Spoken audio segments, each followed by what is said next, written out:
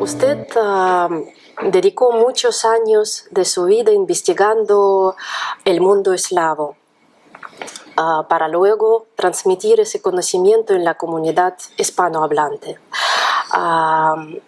Pasó 5 años en Rusia, en la Unión Soviética de aquel entonces, y es interesante saber cómo ha afectado a su vida esos años en la Rusia de los 80.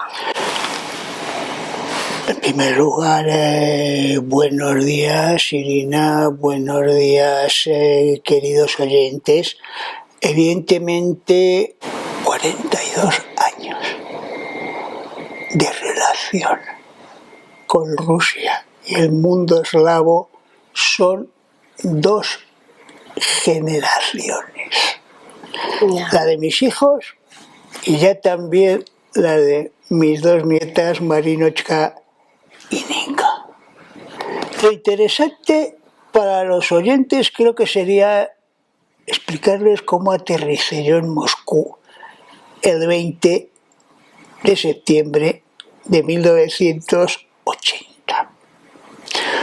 Todo comenzó aproximadamente hacia febrero de aquel año, cuando quise ir a la Olimpiada de Moscú.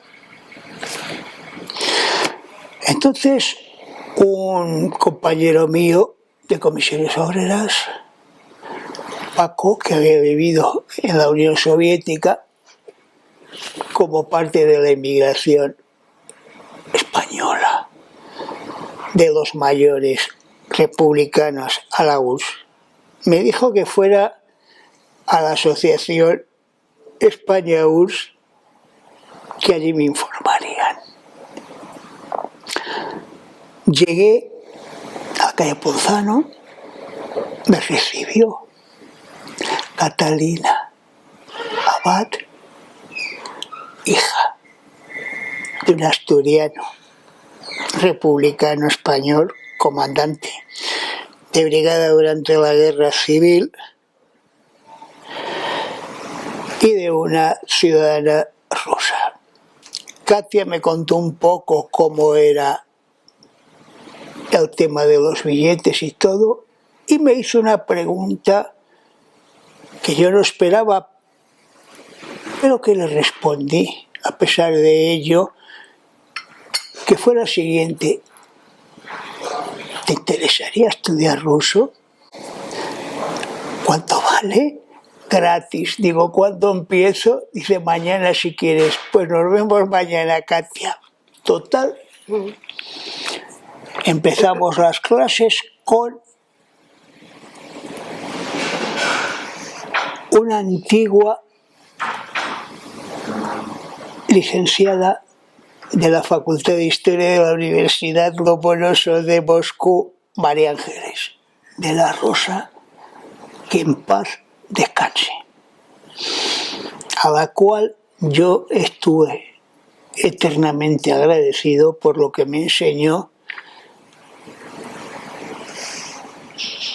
Y un día en clase, mientras ella estaba explicando, de repente entran por la puerta 2 funcionarios de la embajada de la URSS en Madrid.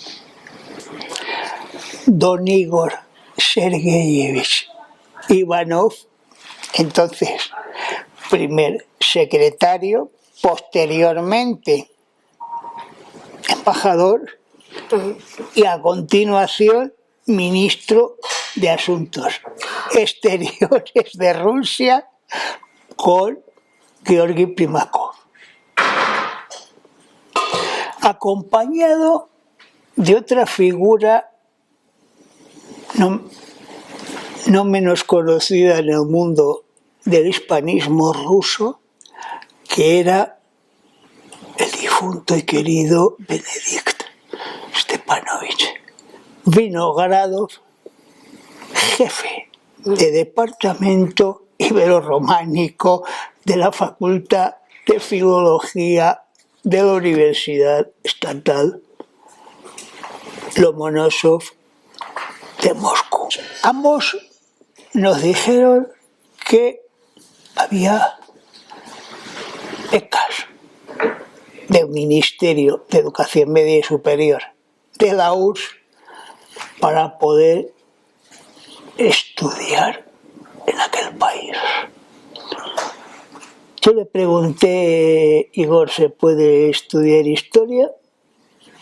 Me dijo que sí, y le dije, por favor, ten la bondad de apuntarme, que me interesa muchísimo. Total, cuando mis padres se enteraron, casi les dio algo, porque ellos habían sido partidarios de Franco.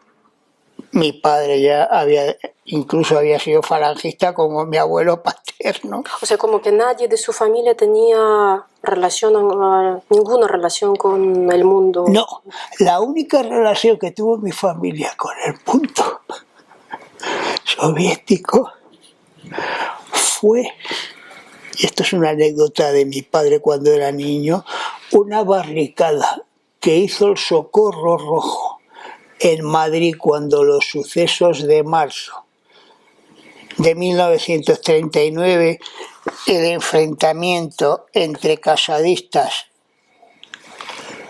y comunistas, en el transcurso del cual levantaron los de Socorro Rojo una barricada en la Plaza del Callao hecha con botes de leche condensada soviéticos. Entonces mi padre y sus amigos, Luis y Pablo, en cuanto vieron aquello, se llevaron cada uno 3 o 4 botes en cuanto se distrajeron un poco los milicianos y corrieron toda la Gran Vía abajo hasta llegar al barrio de Argüelles donde vivían. Esa fue la relación de mi padre con el mundo soviético durante la guerra. Pero lo curioso es que yo me quedé con esa idea, y la primera vez que yo vine de Moscú en el año 81 le traje a mi padre un bote de leche condensada ruso. Cuando lo saqué y se lo mostré, mi padre me miró y me dijo, no me lo puedo creer, Ángel. Es la misma etiqueta que yo vi en la Plaza del Callao en el año 39. Azul con letras blancas. Con letras blancas. Bueno, pues el 20 de septiembre de 1980 aterrizamos en Moscú.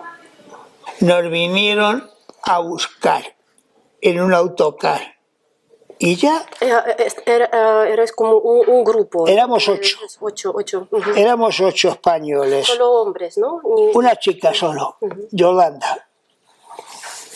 Y nos llevaron a Hotel Universitetskaya en la Michurinsky Prospekt. Un sitio precioso, maravilloso, donde había como unos 200 o 300 panameños que acababan de aterrizar igual que nosotros. Total, a las 4 de la mañana conseguimos que nos dieran la habitación y yo caí en la cama como un obús. En mi vida recuerdo haberme quedado dormido tan rápido. Menos mal que yo conocía el sistema de sábanas y de meter mantas de Rusia porque había estado en el 79 en Rumanía y en el 80 en Bulgaria. Pero hubo uno de los nuestros, no voy a decir quién, que se metió en el agujero durmió toda la noche dentro del agujero y se echó la manta encima y al día siguiente se levantó y nos dijo: qué dolor de espalda tengo. Y cuando nos dijo ¿Qué hizo? lo que había pasado, yo me estuve riendo los 3 días que estuvimos en el hotel, porque aquello fue impresionante. En el hotel nos pusieron 2 guías de habla española que durante aquellos 3 días pues nos fueron llevando. Porque no hablaste nada de ruso, nada de nada, ¿no? Sí, hombre, yo hablaba Privet, Здравствуйте, Kagila, Jaraso, Floja.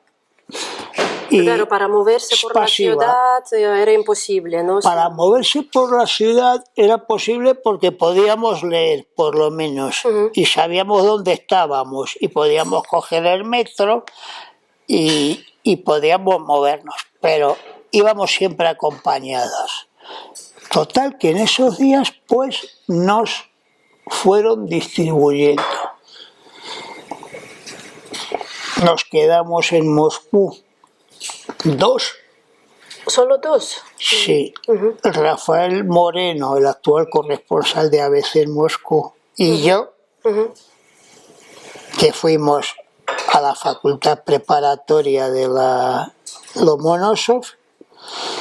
Otro fue a parar a Bielorrusia, el que se había metido en el agujero la manta a Riga porque iba a estudiar piloto, y otros 3 aterrizaron en Leningrado. ¿Pero eso lo sabíais desde antes o nada más llegar? No, eso lo supimos nada más llegar. Entonces aquello fue una experiencia impresionante. Llegamos a una residencia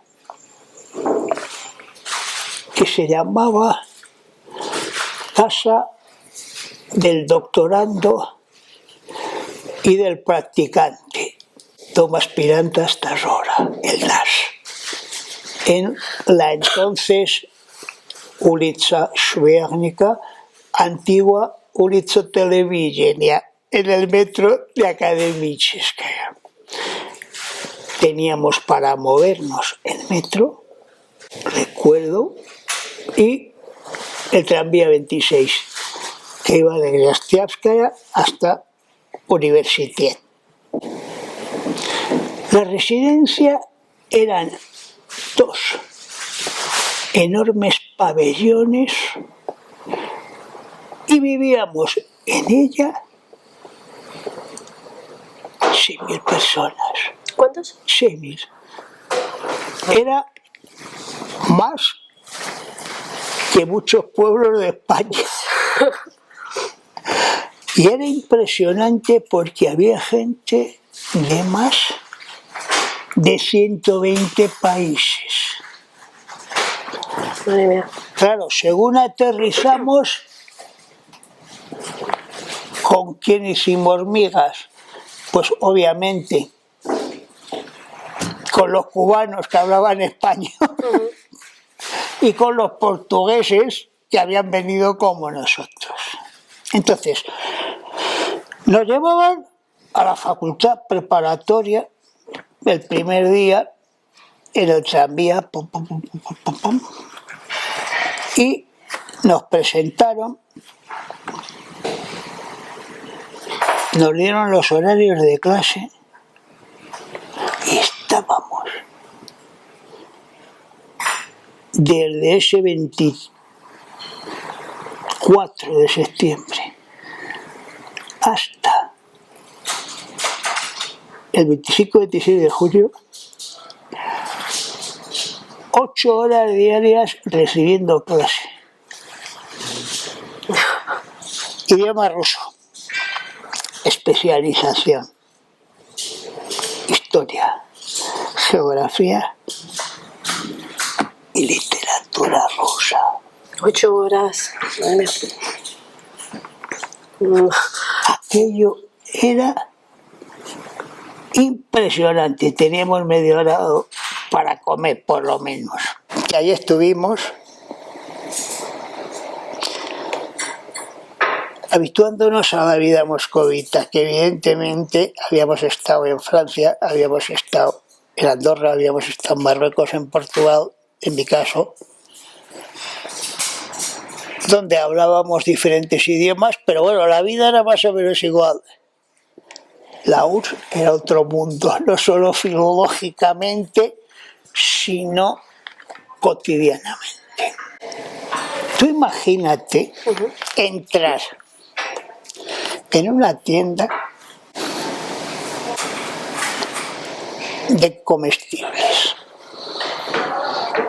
donde primero tienes que ver cómo se llama lo que quieres comer. Hay que apuntarlo. Tienes que ver el precio y calcular lo que vas a comprar. Cuando tienes todo eso hecho,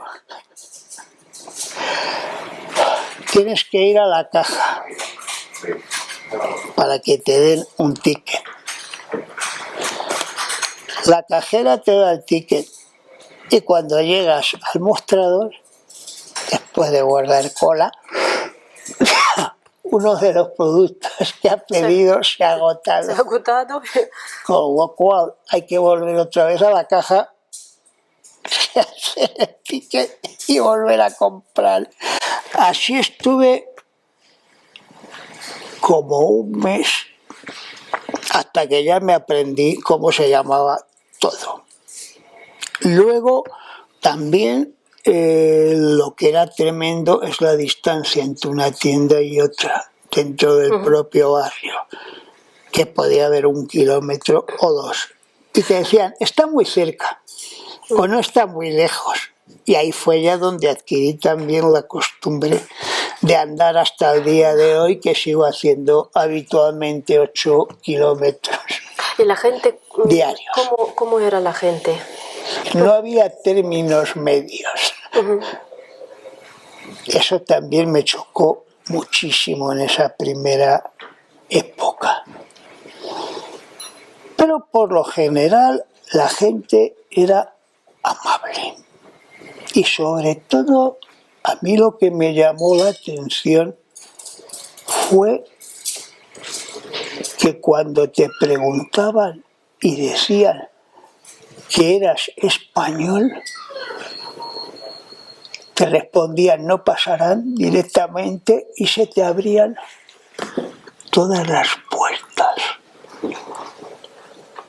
Yo dije, bueno, qué curioso. Luego me di cuenta porque 40 años de migración española.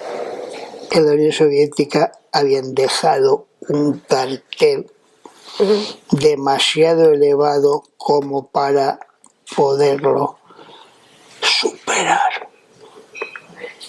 Y gracias a eso, pues pudimos salir de numerosas circunstancias. Yo a la semana de llegar, pues como tenía la dirección, me fui a la calle Kutnievsky Most y allí llegué al centro español. Y allí pues nos encontramos a Elena Bernal, que en paz descanse, que era la secretaria del centro, presidenta, y nos recibieron muy bien. Yo, la verdad, aquellas 600 personas con las cuales yo coincidí en la primera fiesta, el 12 de octubre, fue increíble. Fueron mi familia durante aquellos 5 años. Es increíble lo que nos pudieron contar, lo que nos ayudaron, cómo se volcaron con nosotros, hasta tal punto que yo cuando volví a España y saqué en el 86 el título de intérprete jurado de lengua rusa, jamás he cobrado ni una traducción a ningún niño de la guerra hasta la última que acabo de hacer hace un mes. Basta que me digan que son niños de la guerra. Con los que ha estado allí, ¿mantiene algunas amistades? ¿Sigue manteniendo contactos? Bueno, lamentablemente muchos de ellos, lógicamente, han fallecido porque tendrían ahora 90 y tantos, casi 100 años. Ya quedan muy pocos, pero curiosamente mantenemos una relación muy estrecha con los hijos de ellos, que son arriba o abajo de nuestra edad. Por ejemplo, con Maite Casero, la actual directora del Centro Español, pues tenemos una relación muy cordial. Con Enrique Veintimilla también, que este es hijo de niños de refugiados políticos, y que tampoco es ningún chaval. Enrique tiene que tener 87, 88 años. ¿Volvió a Rusia después de cuántos años? Después de estar en los 80, ¿cuándo fue luego el primer viaje, ya no siendo estudiante? En el 86. Regresé a Rusia trabajando de guía con Politur. ¿Y cuántos años fue eso? Pues prácticamente hasta el 90. O sea, pasó como toda una década entonces, ¿no? Sí, entre pitos y flautas llegué casi allí prácticamente cada año. Cuando regresó ya no a la Unión Soviética, sino a Rusia contemporánea, digamos. Ese choque era muy fuerte, ver un país distinto. Yo llegué a Rusia en el 92. Llegué con una delegación de la Fundación Pablo Iglesias a los archivos estatales rusos. Nos recibió el director de Rosarchiv, Rudolf Germanovich Pijoya, entonces, y estuvimos una semana en la Fundación Gorbachev y contactamos con todos los archivos estatales que figuran actualmente en la página web de Rosarchiv. ¿Y era por un trabajo de investigación que estaba realizando? Sí, era por un trabajo primero de contacto, ver lo que había sobre España en los archivos estatales rusos, y sobre todo pues conocer también al personal. Y de este viaje pues tengo la grata impresión de que nos trataron muy bien a nivel oficial, y también evidentemente este viaje fue para mí fundamental porque conocí a Svetlana Markovna Rosenthal, la hija del celebérrimo filósofo Mark Moiseyevich Rosenthal, autor de numerosísimas publicaciones que yo había estudiado en materialismo histórico y materialismo dialéctico en la universidad. Con ella trabajé hasta el año pasado, que falleció de COVID. 29 años. El proyecto Cominter con el Ministerio de Cultura, y luego preguntabas tú del 2000 al 2008, el proyecto Españoles en Rusia, que yo llevé a cabo con el Ministerio de Cultura, en el transcurso del cual me traje más de 100.000 documentos de los archivos estatales rusos que están depositados en el archivo de la memoria histórica ubicado en Salamanca. El producto final de ese trabajo en los archivos era traducir una parte de ellos o preparar un volumen de... Bueno, ahí hubo un porrón de cosas. Yo defendí mi tesina el 20 de junio y el 21 de junio, que era miércoles, yo me fui al Centro Español como todos los miércoles. Y justo ese día estaba allí tomando café con otro señor, Carlos Sánchez de Boado, que era el agregado cultural de la Embajada de España. Y según entré, lo saludé a Carlos y le dijo Carlos a este señor: este es el que te va a ayudar con el tema de traducción del Corpus Diplomático Hispano-Ruso, que habían firmado Gramuico y Morán en ese año de 1985. Dice, bueno, pues te espero en Madrid. ¿Cuándo vuelves? Digo, el día 30 tengo el billete. Dice, pues el día 1 de julio te quiero ver en el Ministerio, Ángel. Este era José Manuel Mata Castillón, que era su director general de archivos del Ministerio de Cultura.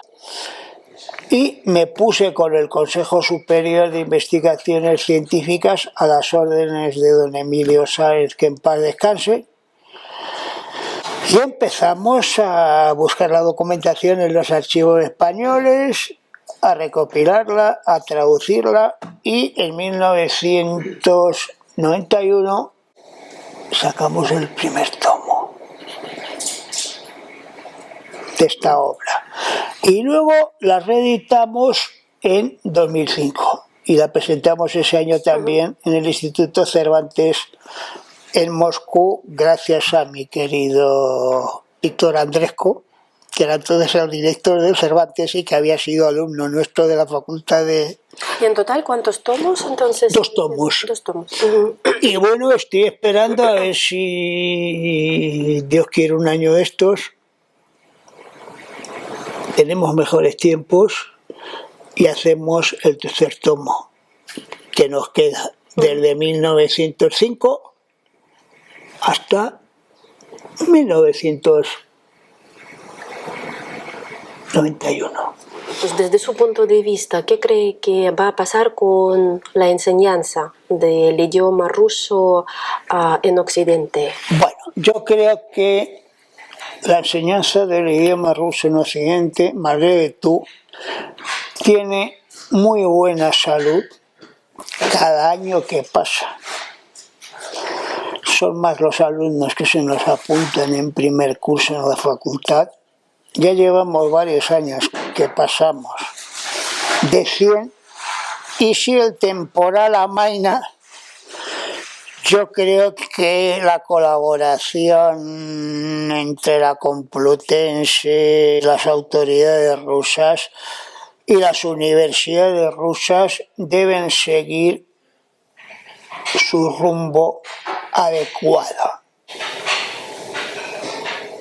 No vamos, evidentemente, a dejar de explicar el idioma ruso. Tampoco vamos a dejar de explicar la historia rusa, la cultura rusa, porque lamentablemente eso no es patrimonio solamente de la Rusia actual y del pueblo ruso, sino de toda la humanidad. Yo no pienso que en Rusia de repente de la noche a la mañana se le ocurra a alguien prohibir a Cervantes, a Lope de Vega, a García Lorca, a Shakespeare, a Molière o a Fenimore Cooper o a Mark Twain.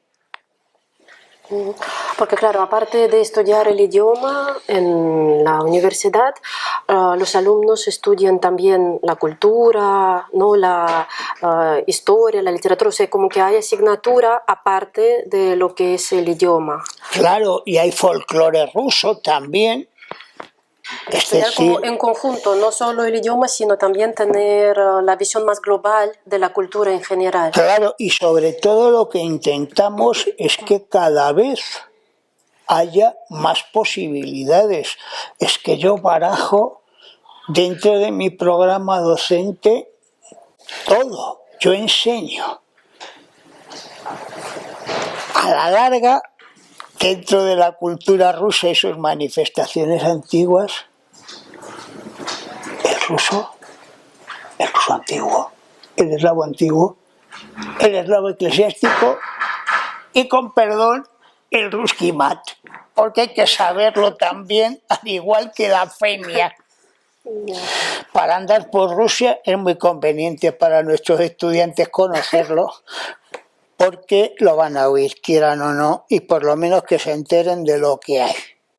Y sobre todo, evidentemente, otro aspecto fundamental, que yo este año, por cierto, voy a empezar a hacer hincapié, es el cine ruso, soviético y postsoviético.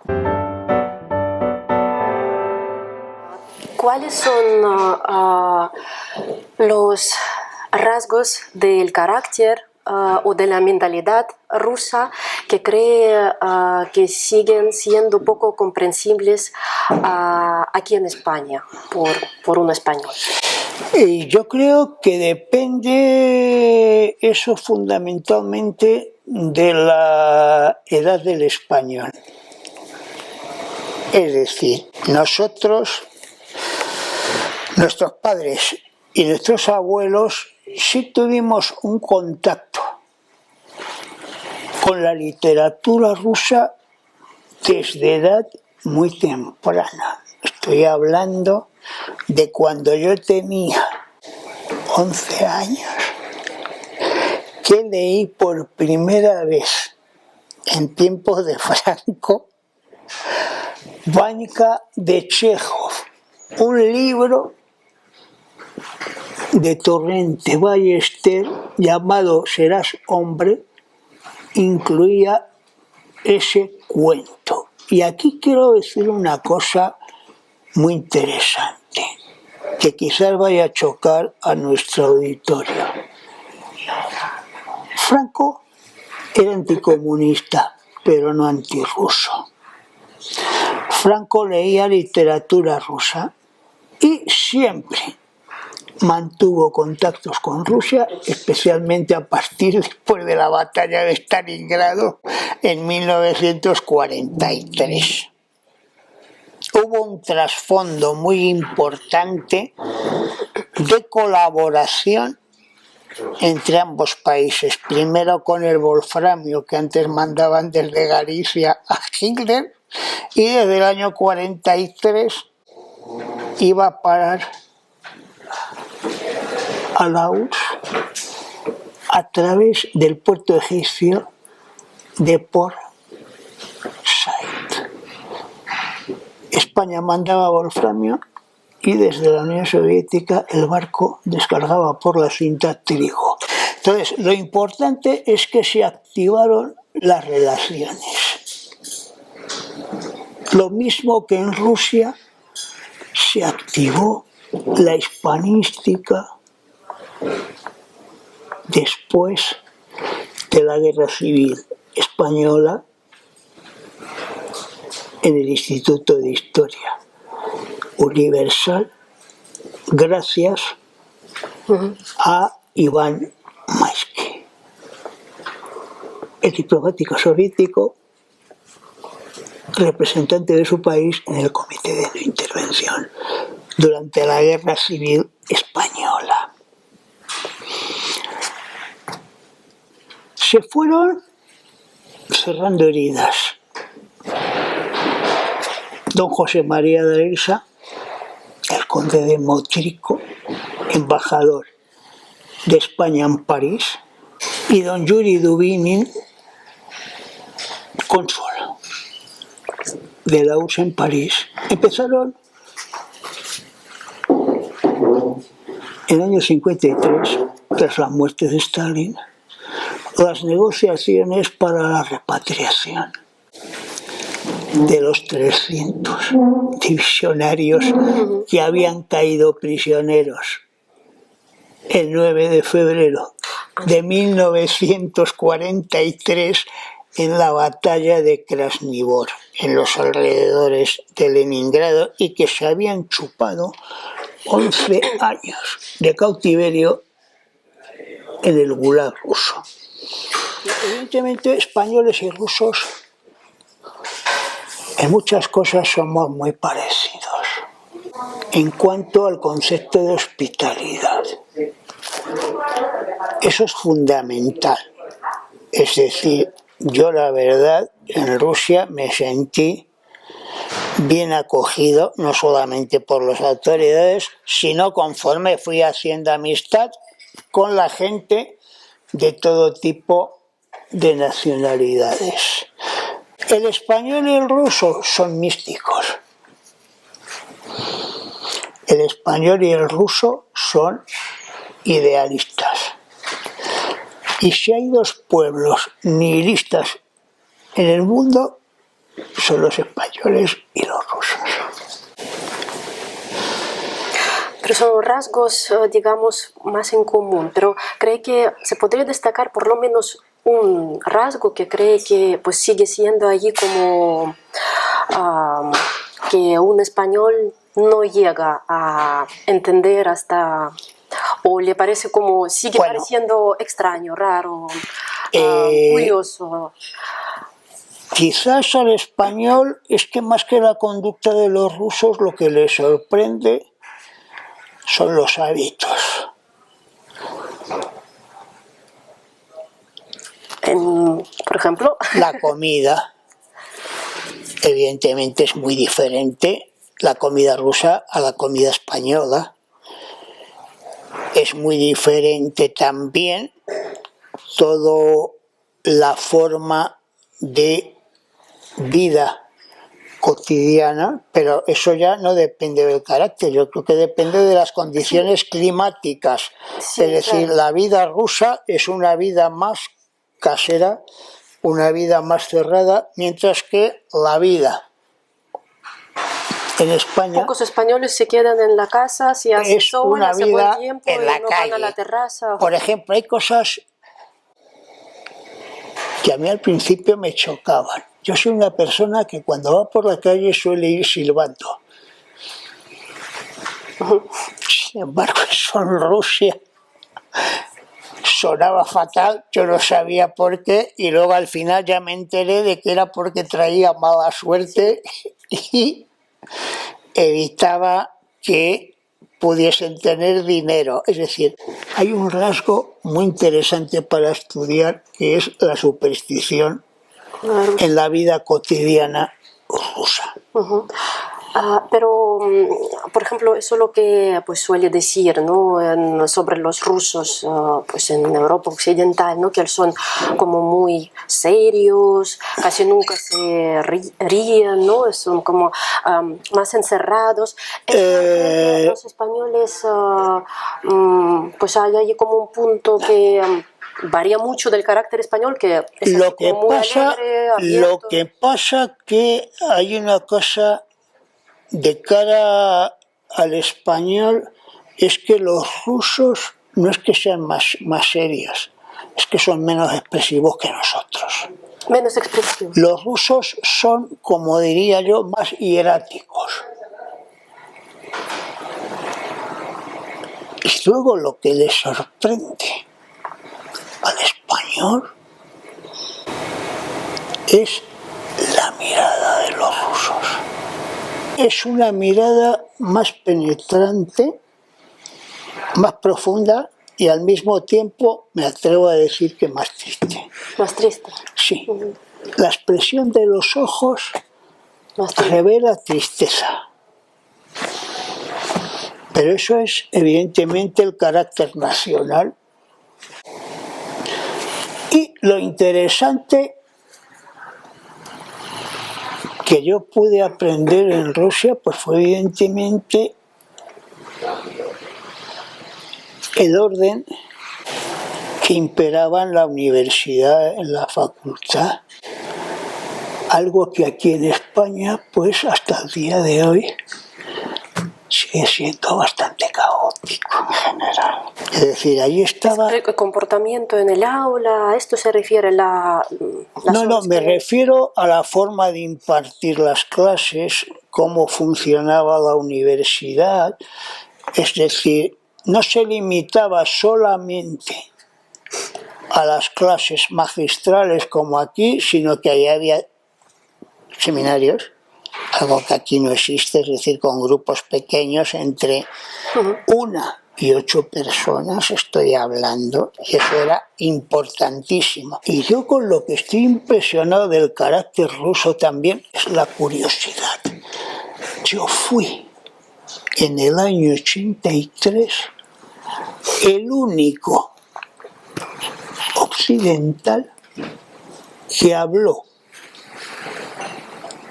en el departamento de preparación militar en toda la historia de mi facultad desde 1755.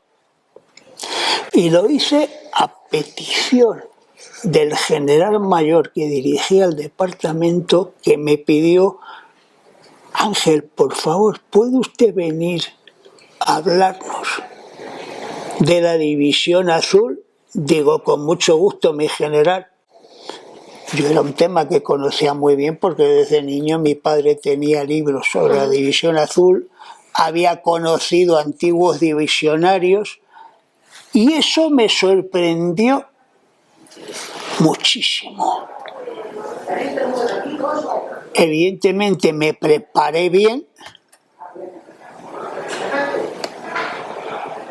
y la clase que impartí, cuando terminó, el general no solamente me felicitó, sino que me dijo: Ángel, lo que usted está contando es la pura verdad, porque yo vi eso desde el otro lado, en el frente de Leningrado y en Nóvgorod. Y mis compañeros, claro, se quedaron de una pieza, ¿no? Porque tampoco habían visto una espontaneidad como la mía, hablando del tema. Y lo que me gusta también del carácter ruso es el amor por el conocimiento. A mí lo que me sorprendió era cómo mis amigos químicos, matemáticos, ingenieros, conocían la literatura española mejor que muchos filólogos españoles hoy. En aquella época. Eso es muy importante también, eso es valorable. Eso es lo fundamental. ¿Cree en el concepto de la misteriosa alma rusa o cree que son, diríamos, especulaciones? Yo creo que eso es un concepto burgués. Me vas a perdonar que use ese tema, pero evidentemente el alma rusa como tal es un invento de mitificación occidental, porque curiosamente ese alma rusa no se manifiesta en la literatura rusa. Pero en Dostoyevsky no lo cree, que no se puede percibir. Escucha, porque hay un tema, ahora que dice de Dostoyevsky, tanto psicologismo y esa tristeza con lo que me haces acordarme de la tesina de mi querida compañera traductora y amiga Selma Ancira, que escribió su tesina sobre el tema de la influencia de Cervantes en Dostoyevsky. Dostoyevsky es evidente que conocía la literatura española traducida del francés, sino evidentemente el monólogo del gran inquisidor, para mí lo mejor que tiene Dostoyevsky hasta el día de hoy, no hubiera sido escrito. Dostoyevski lo que refleja muy bien es precisamente todas las dudas que se plantean al ser humano, pero no solamente al ruso, es decir, los hermanos Karamazov es una reflexión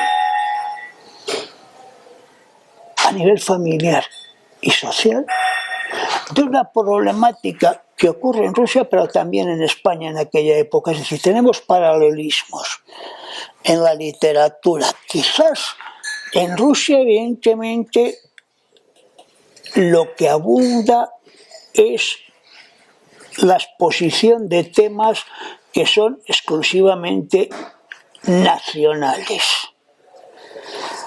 sobre los cuales él también hace pivotar sus obras. Por ejemplo, la figura del starec Zosen.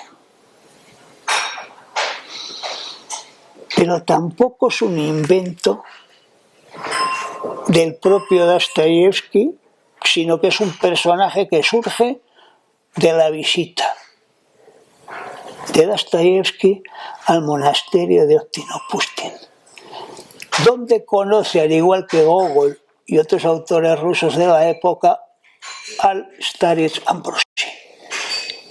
Claro, eso los españoles no lo saben, los que hemos estado en Oktinopustin, sí. Por eso suena como extraño. Y el alma rusa también, quien la saca, si se puede decir, es evidentemente Gogol. Gogol, en las almas muertas, evidentemente saca, no el alma rusa, saca las almas rusas de las diferentes clases sociales, lo mismo que hace de una manera magistral, tanto en las novelas de San Petersburgo como en El Inspector. Ahí sí que se reflejan, pero no digo el alma, las almas. Tanto las muertas como las vivas, porque claro, el personaje de Chlestakov hasta el día de hoy me parece sensacional.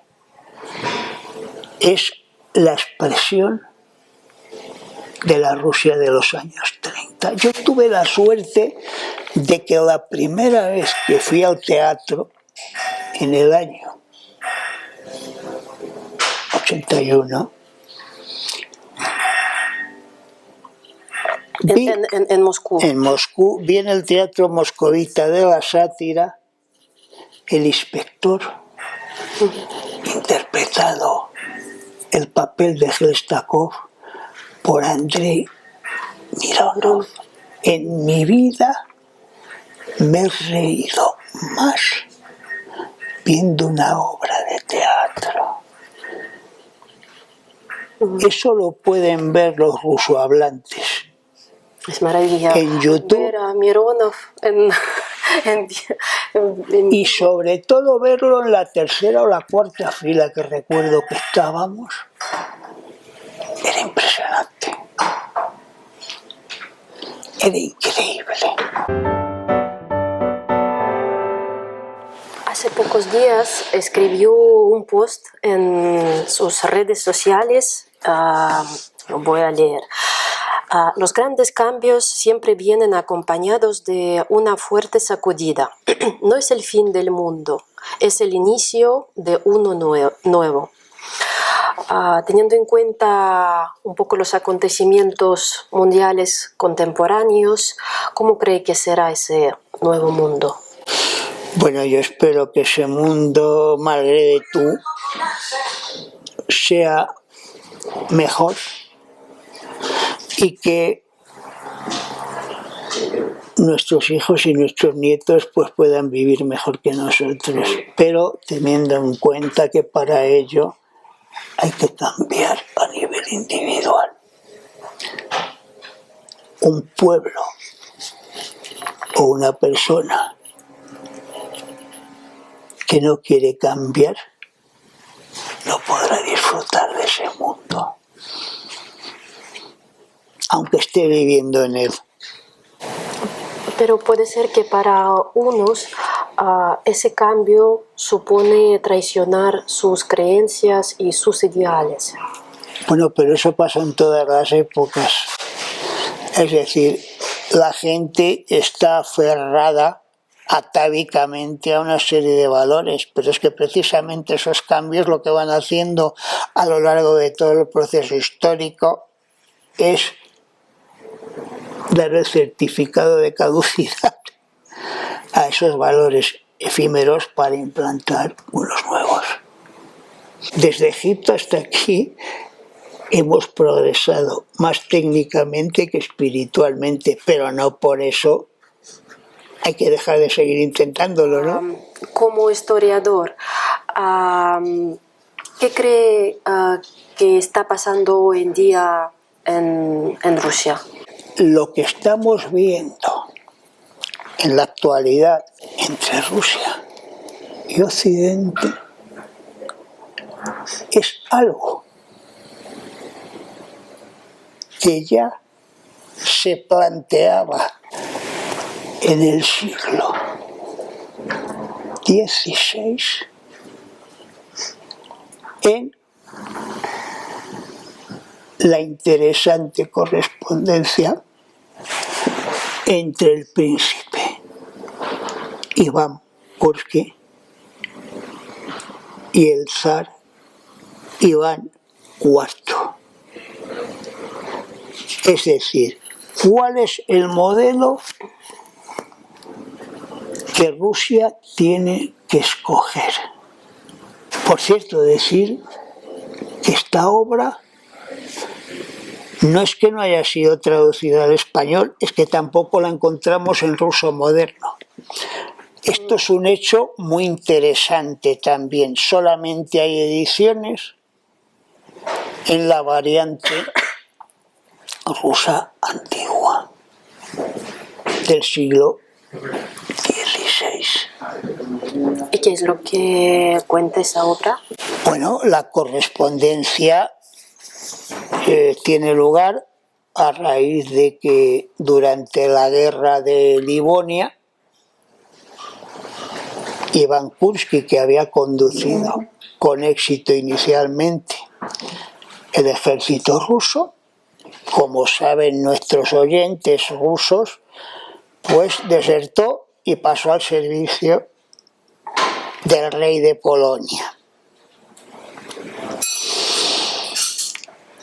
Y lo que le propone a Iván es el establecimiento de un sistema parlamentario similar a la dieta polaca y que el rey reine o el zar reine pero no gobierne. Claro, la respuesta de Iván es demoledora, hace una excelente defensa de la autocracia, de la fe ortodoxa y de las peculiaridades nacionales rusas y sobre todo una exposición muy detallada de lo que son sus propios intereses. Dicho sea de paso, esta correspondencia es importante porque resurge en el siglo XIX a raíz de la Gran Guerra Patria de 1812, cuando la intelectualidad rusa conoce no solamente la obra de la Gran Revolución Francesa y de Napoleón Bonaparte, y se vuelve a plantear esta polémica, pero ya con otra perspectiva contemporánea. Es decir, los partidarios de la occidentalización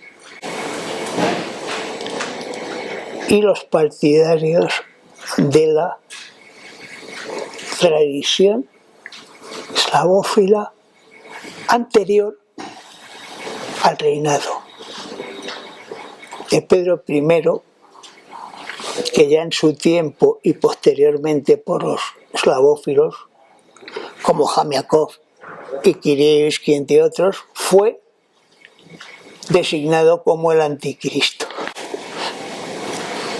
Mientras que otros autores occidentalistas como Bakunin, Herzen o Gariov plantean un sistema monárquico constitucional, al igual que Muraviov Apóstol, el decembrista, mientras que otros occidentalistas o preoccidentalistas, en este caso Radishev, y luego ya occidentalistas Pestel, proponen la implantación de una república burguesa en Rusia. Pero entonces, ¿cree que podríamos decir que esa disputa entre los occidentalistas y eslavófilos sigue en vigor hasta ahora? Por supuesto, pero es que además, sobre todo, esa propuesta volvió a salir y esa polémica volvió a salir a la luz, evidentemente con la caída de la Unión Soviética en el 91, donde los ideólogos actuales del occidentalismo y de la eslavofilia volvieron a polemizar, no solamente ya con sus obras como en el siglo XIX, sino ya en los programas de televisión y de radio. Y yo creo que esa, al día de hoy, pues sigue siendo la asignatura pendiente de Rusia. Somos europeos, somos euroasiáticos, somos nosotros los rusos solos y los demás pues ahí están porque Dios ha querido, es decir, porque tenemos todas esas posturas en el abanico filosófico, histórico y político de la Rusia actual. Vamos, a mí no me cabe la menor duda. Es un debate que va a seguir vigente, yo creo que una temporada todavía. Este gorro que lleva, ¿podría contar un poco por qué? Bueno, esto para algunos puede ser una tubitica uzbeca, para otros es una kipá de Bujara, y en realidad para mí representa también el mundo multicolor en el que vivimos. Es decir, no todo es blanco y no todo es negro. Si uno va a una tienda de pintura se va a sorprender porque hay 80 variedades de blanco y 80 de negro, y luego todas las combinaciones de colores que hay. Yo lo hago de una forma simbólica, evidentemente. ¿Por qué? Porque curiosamente, y esto, pues voy a contar una cosa íntima, la verdad. Me hice hace 1 año y medio el ADN. Y lo que salió de ahí fue impresionante. ¿Es un análisis de sangre? Sí, un análisis de saliva. El ADN se hace con un análisis de saliva. Es increíble. Todo lo que me salió por parte de padre. Las mezclas de sangre que tiene. La mezcla de sangre, la mezcla de gente. Yo creí que era solo España lo que yo conocía, pero madre mía, lo que salió. ¿Qué es lo que salió? Salieron házaros, salieron askenazíes por parte de mi padre, salieron bereberes por parte de mi madre, tuaregs, y salieron judíos por ambas partes, con lo cual un chocolate increíble, pero es que se remontan mis antecedentes no solamente a África, sino a Asia Central. En definitiva, somos resultado de todo el proceso histórico que tuvo lugar por lo menos desde el siglo III hasta el siglo X, o si me apuras hasta el siglo XIII, con las sucesivas invasiones de los bárbaros, o como dicen en ruso, la gran migración de los pueblos, ¿no? La diferencia y la mezcla de gentes te deja de una pieza. Y esto no es nada disparatado en absoluto, es que hubo movimientos migratorios. Date cuenta, nosotros, la gente cuando me habla de las relaciones con Rusia me dice desde 1517, digo, las relaciones con Rusia empiezan en los años 20 del siglo X con la correspondencia judeo-házara. Y a través de los radanitas, los judíos del Ródano, de ahí viene la palabra radanit en ruso, que comerciaban desde Lisboa hasta Caifén en China, mucho antes de que Marco Polo estableciera lo que luego sería el concepto de ruta de la seda. Es decir, tenemos que revisar muchos conceptos y evidentemente lo que tenemos que desechar son los nacionalismos que más que unirnos nos dividen y nos separan. Es algo que los acontecimientos actuales están dando la puntilla. Porque, como decía Martí, verso, dicen que hay un Dios a donde van los difuntos. Verso, o nos condenan juntos o nos salvamos los dos. Y aquí lo importante es que nos salvemos todos. Y no solamente físicamente, sino a nivel espiritual, y que vayamos creciendo, no solo en conocimiento, sino en corazón. Eso es lo fundamental. Ay, ojalá que sea así, Ángel. Muchas gracias. De nada.